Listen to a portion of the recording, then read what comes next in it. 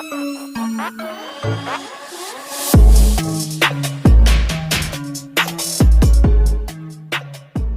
such a cool view. What's up, everybody, and welcome. We're actually headed north right now. It's bright and early. Well, I wouldn't say bright. It's a gloomy day. It's early Monday morning. We're going to Marker 1. We got the reservoir bottle for our 34 Tiara. Let me show you what I'm talking about. It's from a couple episodes ago. Then we'll come right back. All right, so if you look at this bottle here, I had this actually overfull on purpose to try to get whatever air might be in the motor here out. If you look down here, you tilt this down, right at the bottom of that hole right there. Let me see if I can get a better picture for you here. I don't know if you can hear that or not, but you can hear it hissing. I can hear it hissing anyway. There's actually a crack in that molding where it's seamed together.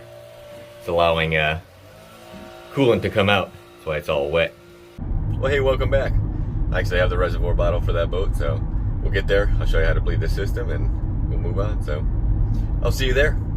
All right, so we got us a spot at the dock here at the marina. I'm actually just trying to hide from the forklifts here because it's very noisy and you can't hear what I'm saying at all most of the time. So let me show you what I'm doing, and we'll get this generator fired up so I can get some air conditioning here because it's freaking humid today.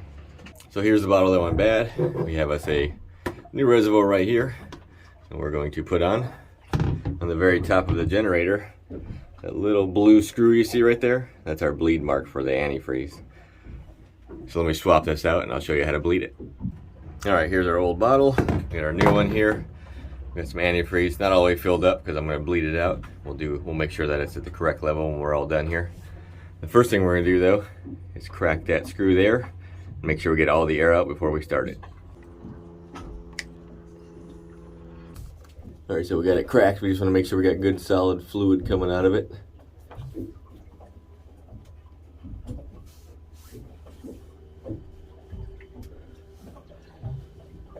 Looks like we're good. All right, so we know we got good solid coolant up to our thermostat. Our reservoir is filled up here. We're gonna leave the cap off. And I'm gonna start it up and run it for a little bit.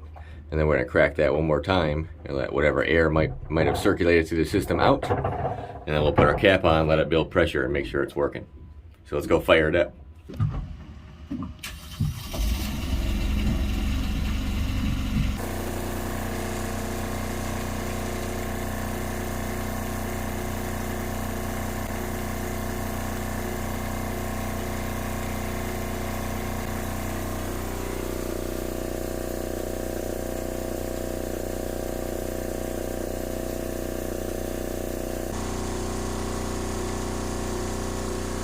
Alright, so we got our antifreeze purged out here. One thing to remember, sometimes you have to do that more than once after you run it if it tries to overheat again. Sometimes you got to purge the air out again if you really lose a lot of fluid. Looks like this one's okay this time. I'm going to check it one more time before I leave, but we're running longer than we did before. And our air's on, everything's running, so I'm going to let this run for a while and pack it up and head back to the shop, so I'll see you there. I told you I'd see you back at the shop. Right now we're on a 330 Grady White, and the generator is just shutting off automatically after it runs for a while. So we're gonna try to figure out what's going on here. I got it running right now. We'll see how long it takes to shut off.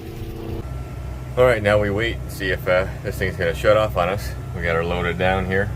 Let's check the boat out real quick. So we got our ACs on, both of our coolers are on. This thing has, of course, microwave, stove, sink. We got storage, refrigerator, TV. There's a bed here. You got a full bathroom here. Nice bathroom. And underneath here, you can see me, is a mirror and a full bed. So this is actually only a 33-foot boat, and it's pretty big for being 33 foot. You got a full cabin, and then you walk back here, and you got a full whole back. So it's a pretty cool layout for a cabin cruiser. Alright, so this thing's been running for a while. I got the battery charger on here. We're at 12.6, which means that it's still not all the way charged. But watch what happens when I trim the motor.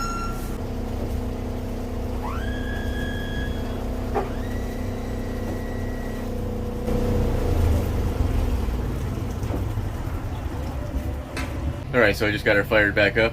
it looks like when you drop the voltage to a certain threshold, it's turning the generator off, which is probably because it shuts off the computer or whatever in the generator. Alright, that being said, I'm gonna let these batteries charge overnight, that way we can double check the system tomorrow. And that's it for me for today. So hit the subscribe button, the bell, all those fun buttons, and we're on the road tomorrow, so I'll see you then. Later. Sign me up.